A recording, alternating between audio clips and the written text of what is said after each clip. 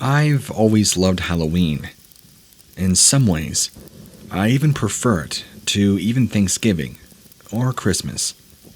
There's something about the dressing up, the anticipation of the night, the little undercurrent of mischief and malice that just makes it fun for me. Plus, I've always been a huge fan of scary movies, so the whole aesthetic is a bit more than tinsel and holly. Many moons ago, when my children were young, I would spend weeks on their costumes. Not as a chore, but because I just loved it.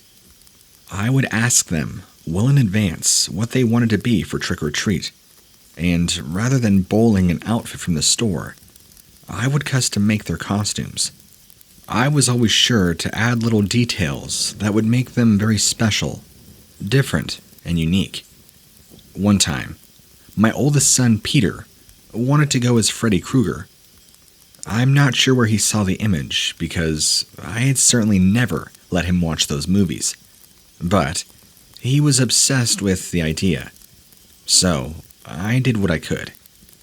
I used an old gardening glove, cut plastic cuts from an old 2-liter bottle to make the gloves in a way that wouldn't be dangerous.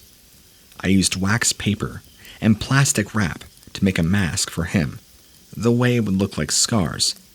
But now, my kids have long since grown up, moved away with families of their own. I still look forward to trick or treat, and I volunteer as a neighborhood watch guard in our own little community.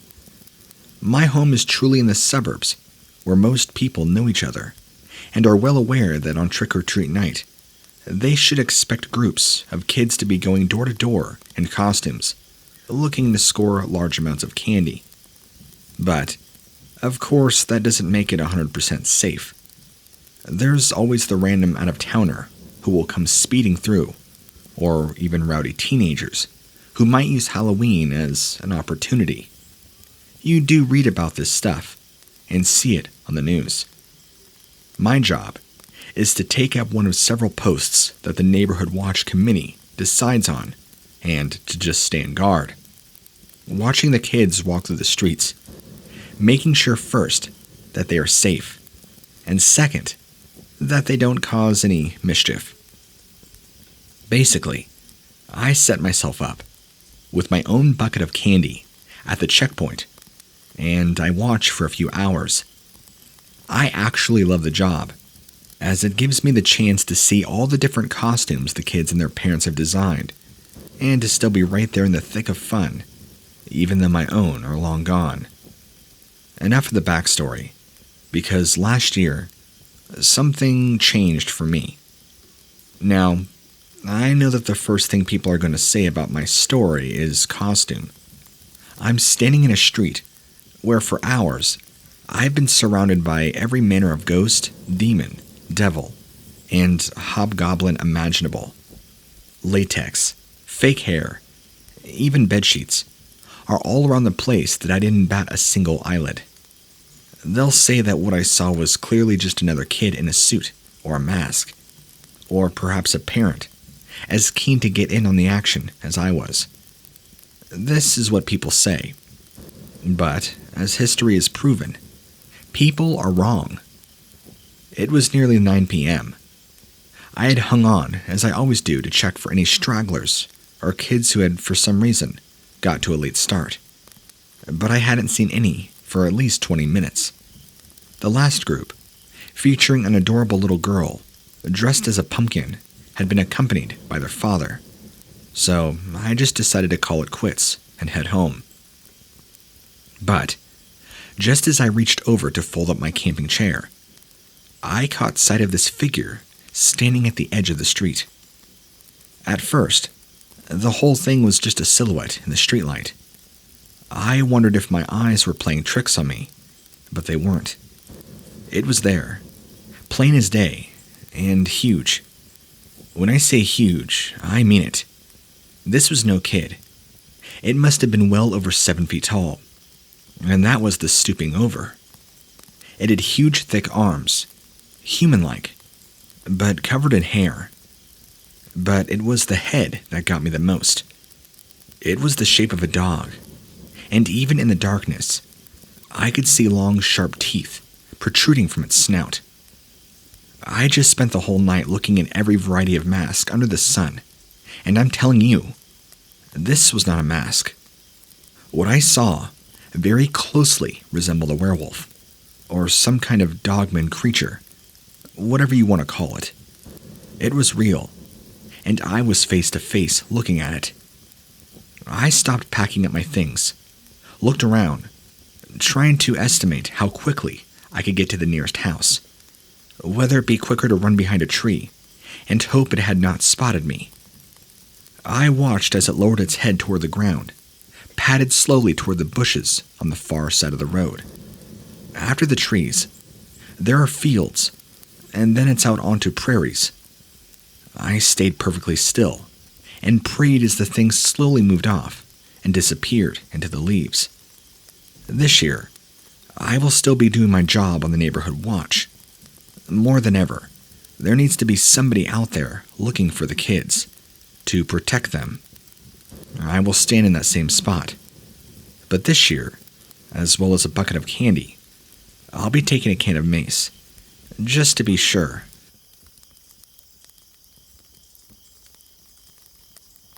Back in May of 2002, in Blacksburg, Virginia, I bought my first house a little over a year ago. I'd been living in an apartment for years. Basically, my entire adult life. I was really looking forward to having a house with a yard, being able to garden, and have campfires. I live in a medium-sized city in Virginia, not far from the Blue Ridge Mountains. So, I have the usual urban advantages, but I'm not far from nature either. The house I bought was in a smaller suburb on the edge of the city, and my house backed up against a small forest and creek. Not far away was a much larger forested area.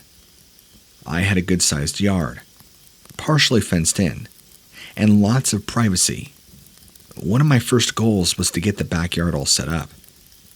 I wanted to host a cookout for my friends as soon as I could. Within weeks of moving in, I began working on the yard. I took care of mowing and weed whacking, then did some simple gardening. Nothing fancy. I bought an umbrella table and some chairs, and also a few camping chairs for the fire. Then, I got to work, digging a fire pit. Once it was in decent shape, I invited friends and coworkers over for a cookout. We roasted hot dogs over the fire, had some drinks, and hung out, virtually all night. It was exactly what I had hoped for. I cleaned up the food after everybody went home, but left everything else out until morning. The next day, I went out to finish cleaning and was stunned. My backyard was in ruins. The table and chairs had been flipped over, tossed around. There was garbage strewn all throughout over the yard and shredded up. There were deep furrows in the grass, and the little flower beds I'd planted were now visibly trampled. I took pictures, then began cleaning up. I was able to save the furniture, although it was pretty banged up. There wasn't much I could do about the track marks in the grass, though. I sent the pictures to my parents and some friends, asking them what might have caused this type of damage. Based on the chewed-up garbage, I just assumed raccoons, but the flipped furniture was definitely the work of something larger. And with the long scratch marks in the ground, had to be made by something with big claws. As far as I knew, we didn't have any bears out here, or wolves. Coyotes were my best guess, although it seemed like really odd behavior. No one I asked had any better answer either. I was assuming that the smell of the food was what had attracted the animals, so I did not have another cookout for a while. Instead, I worked on fixing up the fence. A little over half of it was already fenced in, so I got someone to install the additional sections to finish it up.